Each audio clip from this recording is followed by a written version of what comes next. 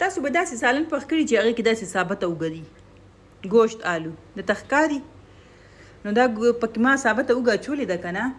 او دغه دی او الوګان چې دي که نه دی کې هغه هم داسې ثابت دي چې تاسو ته وښایم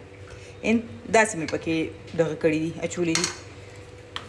الوګان هم پکې ثابت دي او دا غوښه چې وه که نه دا یو ډیفرنټ طریقه ده دا به هغه شانتې ما پخه کړه لکه دا ما بېله غوړو کې سره کړې ده او بیا دا ګوشت آلو پاخه شو نو دا ګوشت آلو به څنګه نه وي مزېدار دا هغه نارمل ګوشت آلو په شانتې نه دي چې څنګه مونږ نارمل چکن آلو پخوه روټۍ پخې شي د ماسخوتن ټایم دی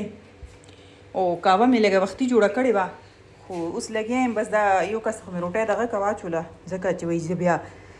لیټ ټایم کې جیم ته ځم نو مایل ښځه ته واخله روټۍ خو تاسو ته ما هغه اوږه خېله چې چا دپاره مې پکې اچولې وه او دا مزه کوي دا دومره نرمه وي که نه چې به زور ورکړي دا ترېنه ټوله اوږه رابار شي خو چې د چا خوښه وي او سلاد لا مې نه دی جوړ کړی سلاد کټکول هم راته پاتې دی دا یوازې کار چې ګور دا ډېر ګران شي او ډېرې روټۍ پخې شي بس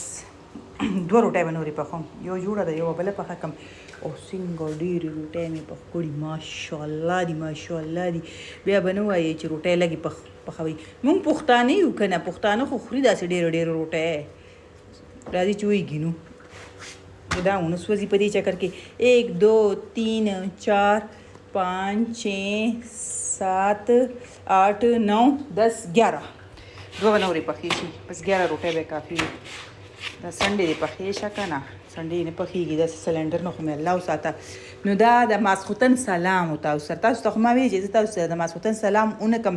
نو هسې کېږي نه نو دا زما تاسو سره د ماسخوتن سلام و اوس وایې چې وعلیکم سلام